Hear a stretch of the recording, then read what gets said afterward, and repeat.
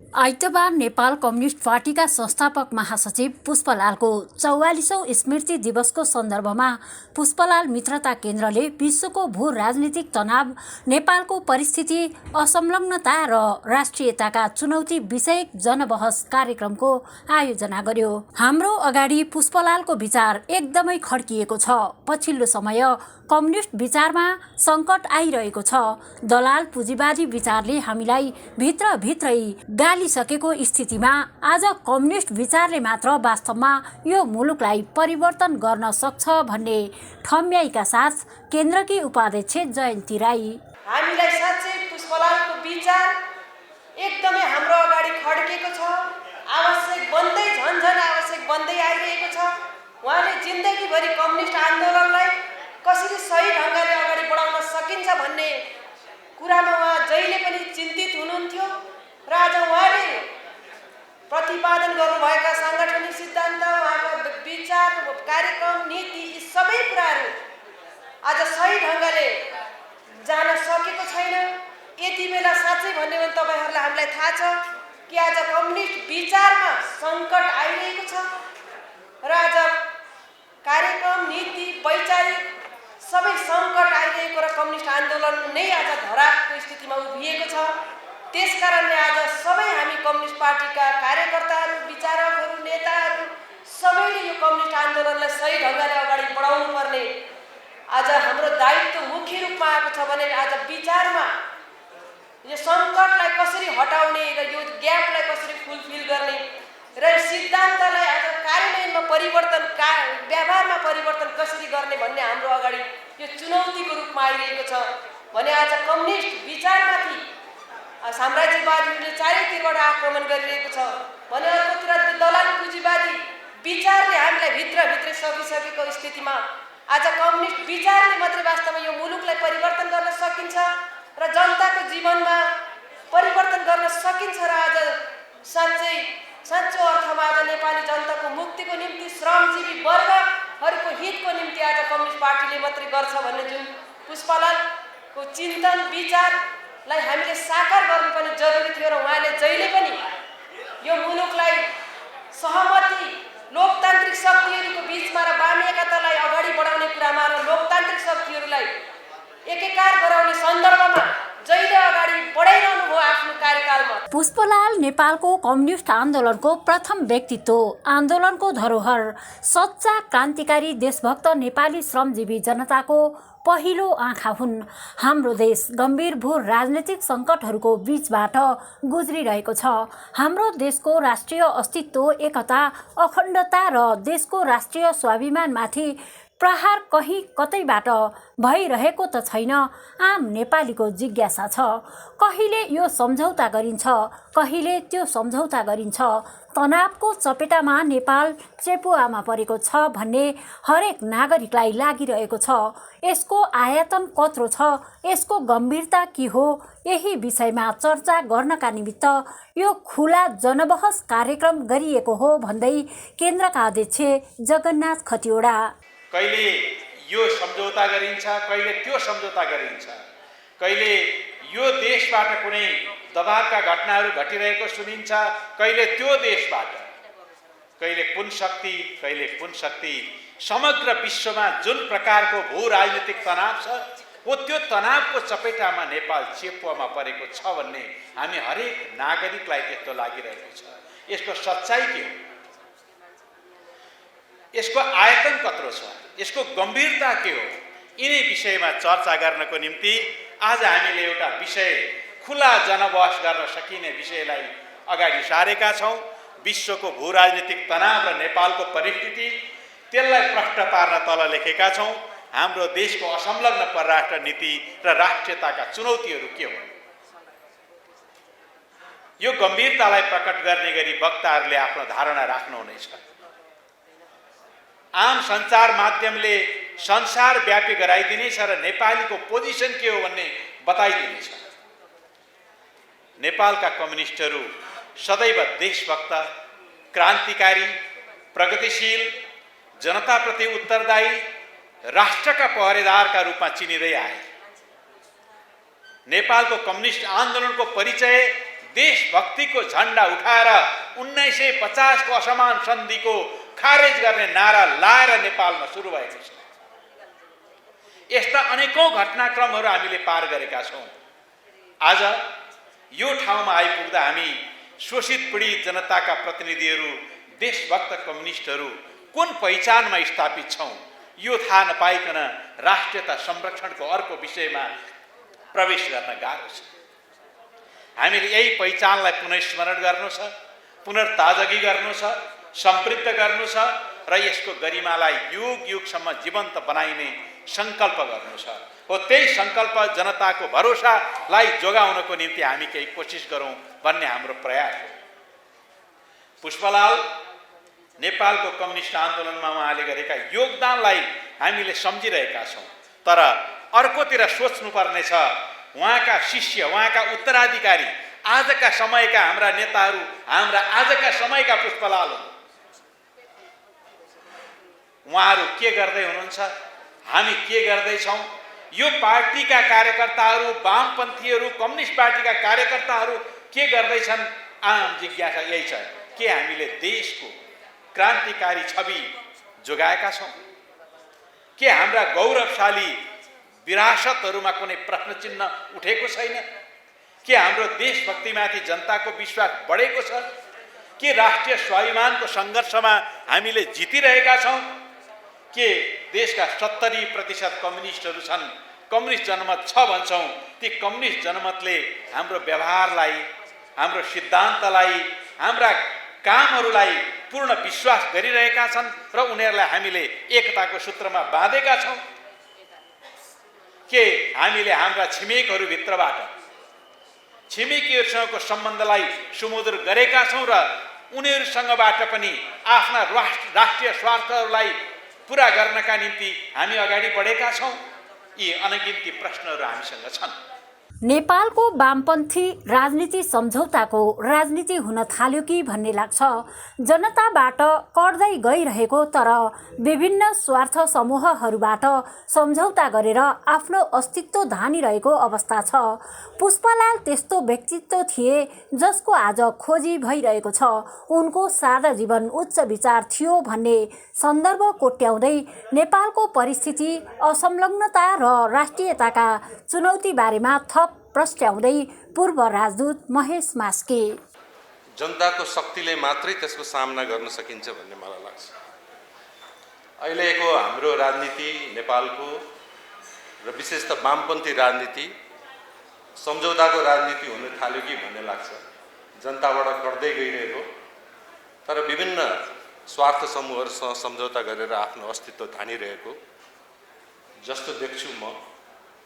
त्यसैले पुष्पलालको स्मृति दिवसमा यो छलफलहरू हुनु अत्यन्तै सान्दर्भिक लागेको छ। किनभने मैले जीवनमा एकचोटि मात्रै पुष्पलालजीलाई भेट्ने अवसर पाएको छु। म दरभङ्गा मेडिकल कलेजमा एउटा विद्यार्थी थिएँ चिकित्सा शास्त्रको। त्यति बेला पुष्पलालजीको मृत्युभन्दा 1 वर्ष अगाडिको कुरा रहेछ। त्यो बिरामी भएर आउनु भएको थियो र त्यो बिहारको दरभङ्गाको वार्ड, जेनरल वार्डमा बस्नु भएको थियो। एकदमै दयनीय स्थिति थियो। चारैतिर अब कति गरिब होइन, त्यो फोहोर, हाम्रो अस्पतालको वार्डहरू, त्यसको बिचमा नेपालको शीर्षस्थ व्यक्तित्व त्यसरी बस्नु भएको थियो। अनि हामीले के भन्यो भने होइन, उहाँलाई त अलिक विशेष बेडको प्रबन्ध गरौँ, विशेष ठाउँको प्रबन्ध गरौँ, यसरी त राख्नु भएन भन्ने हामी डाक्टरहरूको कुरा थियो। तर उहाँको एउटा प्रिन्सिपल नै, एउटा सिद्धान्त नै के रहेछ भने उहाँ चाहिँ त्यस्तो खालको केबिनहरूमा नबस्ने, त्यस्तो ठाउँमा नगर्ने, जो अरूहरू त्यसरी बसिरहेको छ म पनि त्यसरी नै बस्ने हो भन्ने खालको त्यो कुरा रहेछ। र उहाँले दरभङ्गामा मात्रै होइन अरू ठाउँहरूमा पनि त्यही किसिमको उदाहरणहरू पेश गर्नुभएको छ। त्यसैले अघि जगन्नाथजीले जुन भन्नुभयो पुष्पलालजीको बारेमा एउटा जनताको नेताको रूपमा, त्यो मलाई एकदमै सही लाग्छ। दोस्रो कुरा, म जगन्नाथजीकै प्रश्नहरूबाट म आफ्नो कुराहरूलाई जोड्छु। उहाँले थुप्रै गम्भीर प्रश्नहरू उठाउनु भयो।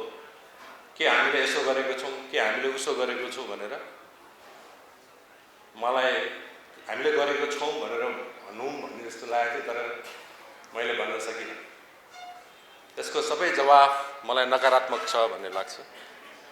हामीले त्यसमा धेरै सन्तोष लिन सक्ने ठाउँहरू छैन। त्यही भएर नै त्यो प्रश्नबारे विचार गर्नु एकदमै जरुरी छ, किनकि अहिले हामी प्रश्नमाथि विचार गर्दैछौँ, भोलि त्यो प्रश्नले इङ्गित गरेको समस्याहरू सिधै हाम्रो अगाडि आउन सक्ने स्थिति हुँदाखेरि हामीले जुन किसिमको भयावह स्थितिहरूको सामना गर्नुपर्ने हुन्छ होला, त्यसको हामी कल्पना अहिलेदेखि नै गर्नु बेस हुन्छ र त्यसको तयारी गर्नु पनि बेस हुन्छ। त्यो प्रश्नहरूको बारेमा हामीले आफ्नो सोचाइहरू बनाएनौँ भने हामीले बिना तयारी हैन युद्धको मोर्चामा गए जस्तो हुन्छ जस्तो लाग्छ मलाई। मैले के भनेको चाहिँ तपाईँले त्यहाँ हेर्नुभयो भने मैले इन्डो पेसिफिकको कुरा गरेको छु। त्यसपछि युएस, चाइना र इन्डियाको जुन एउटा त्रिकोणात्मक अहिले डिप्लोमेसी चलिरहेको छ, त्यसको बारेमा हामीले थोरै सोच्नुपर्ने हुन्छ। अहिले त्यो त्रिकोणात्मक कुरा पनि रसिया र युक्रेनको जुन युद्ध चलिरहेको छ त्यसले गर्दा धेरै नै त्यसलाई प्रभावित पारिरहेको छ, त्यसबारे हामीले ध्यान पुर्याउनु जरुरी छ। जस्तै अहिले नेटोको कुरा, नेटो चाहिँ नर्थ एटलान्टिक जुन सङ्गठन थियो सेक्युरिटीको, त्यो अब इन्डो पेसिफिकमा आउने खालको कुराहरू भइरहेको छ। त्यसैले त्यो किन भइरहेछ भन्ने कुरामा पनि हामीले ध्यान पुर्याउनु जरुरी छ। अब तपाईँहरूले क्वाडको नाम त सुन्नुभएको होला, क्वाड्रिलेटरल सेक्युरिटी डायलग भन्ने, त्यसलाई चाहिँ चिनियाहरूले चाहिँ एसियन नेटो पनि भनेर भनिदिए हैन। त्यस्तै अहिले भर्खर केही एक हप्ता अगाडि जस्तो मात्रै यो साउदी अरेबियामा India, US, UAE, United Arab Emirates र साउदी अरेबिया यिनीहरू भएर चाहिँ त्यो उनीहरूको डायलग सुरु हुन्छ, I2U2 भन्ने कुरा हो कि। र यो यसलाई चाहिँ वेस्टर्न नेटो, एसियन नेटो हो कि भन्ने खालको कुराहरू पनि चर्चामा छ। त्यसैले यो सबै कुराहरू भइरहेको बेलामा जुन नेपाल यो विश्व परिस्थितिहरूले गर्दाखेरि नेपाल जुन अहिले चर्चामा आइरहेको छ, विशेष गरेर एमसिसी र यो एसपिपी भन्ने, त्यसको सङ्घर्षमा तपाईँहरू पनि सहभागी हुनुहुन्थ्यो, हामी पनि सहभागी थियौँ। र अहिले नयाँ कुराहरूको चीन चाहिँ कस्तो थियो भन्दा उसले चाहिँ आर्थिक उसको कूटनीति बढी प्रबल हुन्थ्यो हैन। तपाईँ बेल्ट एन्ड रोड इनिसिएटिभ हामी जुन कुरा, अहिले भर्खर उसले के गर्यो भन्दा मेमा यो उसले के गर्यो भन्दा अब ग्लोबल सेक्युरिटी इनिसिएटिभ GSI भनेर त्यो सुरु गर्यो। त्यसैले यो सेक्युरिटी भन्ने शब्द त्यति चीनले प्रयोग गर्दैन थियो, अब त्यसमा पनि वो आउने खालको स्थितिहरू भइरहेको छ। त्यसैले यो जुन खालको विकास भइरहेको देख्छौँ हामीले अन्तर्राष्ट्रिय सम्बन्धहरूमा, त्यसप्रति हाम्रो ध्यान जानु जरुरी छ। र अघि जगन्नाथजीले भने जस्तो यस्तो बेलामा हामीले कसरी आफ्नो असंलग्नता निर्वाह गर्दै हाम्रो राष्ट्रिय हितको संरक्षण गर्दै हामी सबैसँग मित्रता कायम गर्न सक्छौँ भन्ने चुनौती हाम्रो अगाडि एकदमै टड्काको रूपले उभिएको छ। अब सुरु गर्दा पहिले जियो पोलिटिक्सको तनाव र नेपालको परिस्थिति भन्ने विषय लिएको हुनाले मैले जियो पोलिटिक्सकै बारेमा अलिकति त्यसको डेफिनेसनकै बारेमा हेरौँ भन्छु म। र त्यसले चाहिँ के भन्छ भन्दाखेरि भने यो जियोग्राफिकल एन्टिटिजहरूलाई कन्ट्रोल गर्ने आफ्नो राजनीतिक अभिष्टको लागि र त्यो गर्ने जुन खालको क्रियाकलापहरू हुन्छ अन्तर्राष्ट्रिय सम्बन्धमा, त्यसलाई चाहिँ हामी जियो पोलिटिक्स भन्छौँ। र अर्को शब्दबाट भन्दाखेरि अघि जगन्नाथजीले भन्नुभएको साम्राज्यवाद भन्ने शब्द उहाँले प्रयोग गर्नुभएको छ। हामीले बुझ्ने साम्राज्यवादको एउटा व्यक्ति आजकल चाहिँ चलन चल्तीमा जियो पोलिटिक्स भनेर बुझ्दाखेरि पनि हुन्छ। त्यही साम्राज्यवादी स्वार्थहरू नै कसरी विभिन्न म्यापलाई, ग्लोबलाई अगाडि राखेर कुन ठाउँमा कसरी उसको चाहिँ शक्तिहरूको हैन, उसको प्रभाव, उसको हेजेमोनी, उसको प्रभुत्वहरू चाहिँ कायम राख्ने भन्ने कुराहरू हुन्छ, कुन स्पेसमा के भन्ने कुराहरू हुन्छ। त्यसैले त्यसको इक्जाम्पलहरू हामीले हेर्ने हो भने हामीलाई थाहा छ कुनै बेला हाम्रो हिमालयन फ्रन्टियर चाहिँ, हाम्रो हिमालय चाहिँ भारतको सीमा जस्तो भनेर नेहरूको डक्ट्राइन थियो। चीनसँगको युद्धहरू हुने बेलामा 50 देखि 60 सम्म त्यो पनि एउटा जियो पोलिटिकल ठुलो इस्यु हो। पछि तिनका चेकपोस्टहरू हटाइए हैन, कुनै बेला चेकपोस्ट किनेर राख्ने खालको उनीहरूको डक्ट्राइन नै थियो। त्यो डक्ट्राइन वास्तवमा ब्रिटिस इन्डियाबाट ल्याएको कुरा थियो। दुईटा सिभिलाइजेसनको बीचको ब्यारियर चाहिँ हिमालय हो भनेर ब्रिटिसहरूले भनिदिएको हुनाले त्यसलाई नै हिमालयन फ्रन्टियरको थेसिस चाहिँ नेहरूले डेभलप गरेको थियो। विश्वको भू राजनीतिक तनाव र नेपालको परिस्थिति विषय अत्यन्तै गहन विषय हो। त्यसमा पनि नेपाल दुईवटा ठूला देशको बीचमा अवस्थित र ती मध्य चीन समाजवादी छेउमा छ। यो अत्यन्तै संवेदनशील भू अवस्थामा रहेको देश। यस देशको सरकार, यस देशका पार्टीहरू र यो देशका नागरिकहरू पनि अत्यन्तै सजग रहनु पर्दछ। मुट्ठी भरका मालिकहरूले सबैलाई दास बनाए। इतिहास कोट्याउँदै दासलाई कज्याएर मानिसहरू आनन्द मान्थे, सत्ता चलाउँथे। त्यसको विरुद्ध विद्रोह भयो। विद्रोह भएपछि सामन्तवादको युग सुरु भयो। सामन्तहरूको ठूलो संख्या भयो। सामन्ती शासकहरूले शासन गर्न थाले र त्यस पश्चात किसानलाई कजाउन थाले।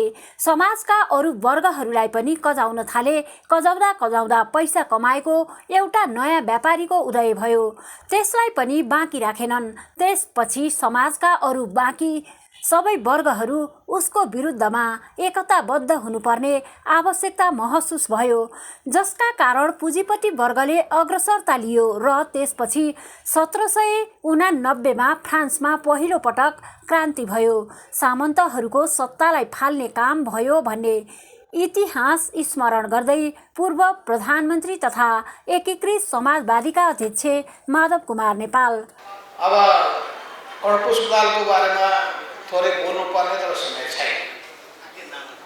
म यति भन्न चाहन्छु यो विषयवस्तुको सन्दर्भमा कि यो विषयवस्तु अत्यन्तै गहन विषय हो र त्यसमा पनि हामी नेपाल जो दुईटा ठुला देशको बीचमा अवस्थित छ र दुईटा ठुला देशहरूमध्ये चीन समाजवादी चीनको छेउमा छ।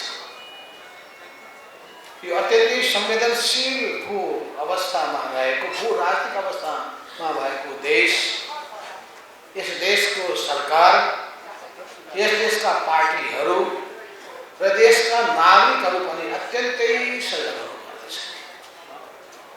तपाईँलाई मानव जातिको इतिहास थाहा छ। मानव जातिको इतिहासको थोरै चर्चा गर्नुपर्छ।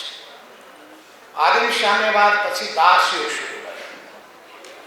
मुठ्ठीभरका मालिकहरूले, दास मालिकले सबैलाई दास बनाउन थाले र दासलाई कज्याएर मालिकहरू आनन्द मान्दथे, सत्ता चलाउँथे।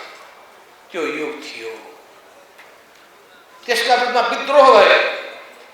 विद्रोह भएपछि सामन्तवादको युग सुरु भयो। सामन्तहरूको एउटा ठुलो संख्या भयो। सामन्ती शासकहरू शासन गर्न थाले र त्यसपछि किसानलाई कज्याउन थाले र समाजका अरू वर्गहरूलाई पनि कज्याउन थाले। कज्याउँदा कज्याउँदा कज्याउँदा पैसा कमाएको एउटा नयाँ व्यापारी वर्ग उदय भयो। त्यसलाई पनि बाँकी राखेनन्। त्यसलाई पनि नियन्त्रणमा राख्न थाले, कज्याउन थाले। त्यसपछि समाजका अरू बाँकी सबै वर्गहरूको विरुद्धमा एकताबद्ध हुनुपर्ने आवश्यकता महसुस भयो र त्यसपछि पुँजीपति वर्गले अग्रसरता लियो र त्यसपछि 1789 मा फ्रान्समा पहिलो पटक फ्रान्सिसी राज्य क्रान्ति भयो र सामन्तहरूको सत्तालाई फाल्ने काम गर्यो। सामन्ती सत्तालाई फालेर अनि पुँजीवादी सत्ता स्थापना भयो। तर यसै बीचमा तपाईँलाई थाहा छ संसारमा व्यापारीहरूको एउटा त्यो पंक्ति सबैतिर व्यापार विस्तार गर्दै गर्दै गर्दै गर्दै गयो।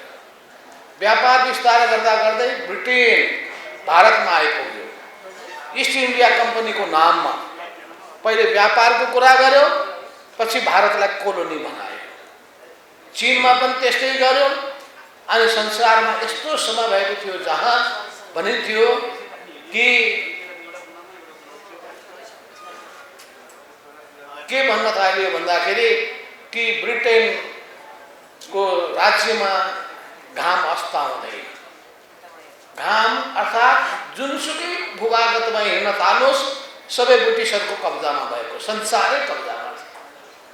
अर्थात् यिनै कब्जामा भएका कोलोनिस्टहरूले उपनिवेशवादीहरूले उपनिवेश कायम गरे। उपनिवेश कायम गरेपछि त्यसका विरुद्धमा पनि आवाजहरू बुलन्द हुन थाल्यो। उपनिवेशको विरुद्धमा आवाज बुलन्द हुँदै जाने क्रममा तपाईँलाई थाहा छ, यसै बिचमा कम्युनिस्ट घोषणापत्र सर्वहारा वर्गको मुक्तिको सिद्धान्तको रूपमा कार्ल मार्क्सले अगाडि सार्नुभयो 1848 मा।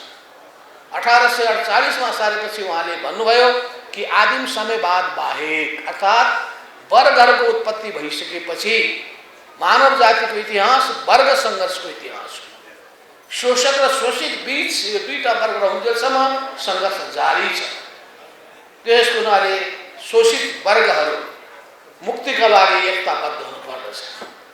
त्यसैले त्यो सिद्धान्तको प्रतिपादन गरेर सङ्गठन निर्माणको आवश्यकता महसुस गरेर अनि सङ्गठन बनिसकेपछि जनतालाई आन्दोलित गर्दै गर्दै गर्दै जाने क्रममा तपाईँलाई थाहा छ 1871 मा सर्वहारा वर्ग सबभन्दा पहिले अग्रसर भयो। पेरिस कम्युन भयो र त्यहाँको सत्ताबाट पुँजीपतिलाई फाल्यो, मजदुरहरूले सत्ता आफ्नो हातमा लिए। तर सर्वहारा वर्गको अधिनायकत्वको सिद्धान्तलाई राम्ररी आत्मसात गर्न नसकेको र आफू पनि राम्ररी सङ्गठित नभएको हुनाले त्यो दुई महिनाभन्दा बढी 60 दिनभन्दा बढी टिक्न सकेन।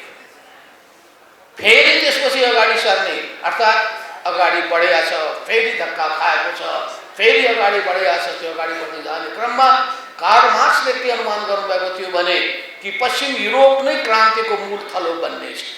फ्रान्स त बन्यो, त्यसमा भने जर्मनीमा पुँजीवादको ठुलो विकास भएको थियो, जर्मनी नै हुने सबै ठान्नुभएको थियो। तर के भइदियो, त्यो बेलामा पछौटे ठानिएको रुसमा त्यहाँ बिस्तारै जारशाहीका विरुद्धमा क्रान्ति अगाडि बढ्न थाल्यो। लेनिनको नेतृत्वमा अक्टोबर क्रान्ति भयो र त्यहाँ कम्युनिस्ट पार्टीले सबभन्दा पहिलो सत्ता स्थापना गर्यो। समाजवादको स्थापना भइसकेपछि विश्वभरिका सर्वहारा वर्गहरू उत्साहित भए, क्रान्तिकारीहरू उत्साहित भए, मुक्तिकामीहरू उत्साहित भए र उपनिवेशको शिकन्जामा बसेका जनताहरू त्यसको साङ्लोलबाट कसरी मुक्त हुने बाट उनीहरू जुर्मुराउन थाले। अनि उहाँले राष्ट्रिय मुक्ति आन्दोलनलाई पनि उत्प्रेरित गर्न थाल्नुभयो र भन्नुभयो उत्प्रेरित राष्ट्र र जनता एकताबद्ध हो, सर्वहारा वर्ग मात्र होइन। त्यसो दायरा फराकिलो गरेर मैले यो सबै सन्दर्भ भन्न खोजेको कुरा के हो भने अब पुँजीवादको जब विकास भएर त्यो साम्राज्यवाद भइसकेपछि उसले कसरी विश्वमा आफ्नो कब्जा जमाउने, यो चलाउने कुराको सोच त्यही बेलामा पनि जर्मनीका शासक हिटलरमा आएको थियो। त्योभन्दा पहिले पनि हामीलाई थाहा छ नेपोलियनमा आएको थियो। यो संसार कब्जा गर्ने सोच यो पुरै पुँजीवादी सामन्ती र सर्वसत्तावादी त्यो सोच हो र यो सोचलाई खुल्लाम मुकाबला गर्ने काम संसारमा कम्युनिस्टहरूले गरेका छन्। अहिले पनि त्यो जिम्मेवारी कम्युनिस्टहरूको काँधमा छ र यस अर्थमा हामी नेपालका कम्युनिस्टहरू यी सबै विश्व परिस्थितिको सन्दर्भमा के बुझ्नु पर्दछ भने विश्व परिस्थिति अहिले पनि जटिल छ। समय छैन, नभए म तपाईँहरूको बिचमा थोरै कुरा राख्ने थिएँ। अहिलेको सन्दर्भमा यति मात्रै भन्न चाहन्छु कि अहिले अमेरिकाले नाटोको माध्यमबाट नाटो र वार्साको कुरा पनि आइसकेको छ। म त्यसमा धेरै प्रवेश गर्न चाहन्न। कसरी एक समयमा सबै ठाउँमा ब्रिटिसको हालिमुहाली चल्थ्यो, ब्रिटिसको हालिमुहाली चल्न छुट्यो। त्यसपछि जर्मनी उदाउन थाल्यो, उसको हालिमुहाली चल्ला कि भन्ने ठाने स्थिति बन्यो। जर्मनीमा हिटलर जन्मियो, इटलीमा मुसोलिनी जन्मियो, जापानमा त्यस्तै फासिस्ट शासन देखा परे। यिनीहरूले संसार कब्जा गर्नका लागि खास गरिकन प्रयत्न गर्यो हिटलरले। युरोपलाई युद्धमा हुमिदियो, 2 करोडभन्दा बढ्ता मान्छे मारिए। तर त्यसको विरुद्धमा फेरि उत्रिँदाखेरि कम्युनिस्ट पार्टीको नेता स्टालिनको अगुवाईमा सोभियत सङ्घ अगाडि बढ्यो र आफ्नो अस्तित्व रक्षा गर्नका लागि अरू पुँजीवादी देशहरूले पनि हातेमालो गर्नु पर्यो। त्यही ब्रिटेनले हातेमालो गर्नु पर्यो, त्यही फ्रान्सले हातेमालो गर्नु पर्यो र युरोपका विभिन्न देशहरूले समाजवादी देशसँग हातेमालो गर्नु पर्यो। त्यो बेलामा अमेरिका उदाइसकेको थिएन, पहिलो शक्तिको रूपमा उदाएको थिएन। अनि सबैलाई युद्धमा हमिदिसकेपछि सबै नोक्सानै नोक्सान, घाटै घाटा अनि सारा युद्धले छतबिछत अर्थतन्त्र भइसकेपछि त्यसको फाइदा अमेरिकाले उठायो। दोस्रो विश्वयुद्धपछि अमेरिकाको उदय हुन थाल्यो अमेरिकाको उदय हुँदै गइसकेपछि उसले नाटो एउटा सैन्य सङ्गठन निर्माण गर्यो। यसको काउन्टरमा वार्सा प्याक्टको सङ्गठनहरू तयार भए। यसरी संसार दुईटा क्याम्पमा बाँडियो। दुईटा क्याम्पमा बाँडिसकेपछि यसै सिलसिलामा तपाईँलाई थाहा छ युएनओ भनेर संस्था आयो। त्यो संस्थाभन्दा पहिले एउटा लिग थियो, युनाइटेड लिग, जो पहिलो विश्वयुद्धपछि जन्मेको थियो। यी सबै सन्दर्भमा म धेरै लामो जान चाहन्न। खालि मैले सरसर्ती चर्चा गर्न खोजेको कुरा के हो भने जटिलताहरू आउँदै गएका छन्, समस्याहरू देखिँदै गएका छन्, चुनौतीहरू देखिँदै गएका छन्। चुनौतीको सामना गर्दै मानव जाति अगाडि बढ्दै गएको छ। त्यसैले संसार चुनौतीबाट मुक्त छैन, तनावबाट मुक्त छैन। चाहना विश्व शान्तिको छ, चाहना मानव जातिको एउटै मानव जाति बनौन् भन्ने चाहना छ। चाहना छ सबै किसिमको नियन्त्रणबाट, हस्तक्षेपबाट, शोषणबाट, उत्पीडनबाट, अत्याचारबाट, विभेदबाट र गैर कानुनी शक्तिको बलमा शासन चलाउने तरिकाबाट कानुनको शासनको आधारमा संसार चलोस्। यो सबै सिलसिलामा चाहिँ मानवले प्रयत्न गर्दै आएको छ। जब शक्ति सन्तुलन हुन्छ एउटा सहमति हुन्छ। त्यो सहमति भइसकेपछि अनि साम्राज्यवादी देशहरूले त्यो शक्ति सन्तुलनलाई तोड्न खोज्ने गरेका छन्। अहिले पनि सुनिहाल्नुभयो कि अहिले पनि शक्ति आर्जन गर्नका लागि अमेरिका अहिले झन् ज्यादा अत्यन्तै छटपटाइरहेको छ।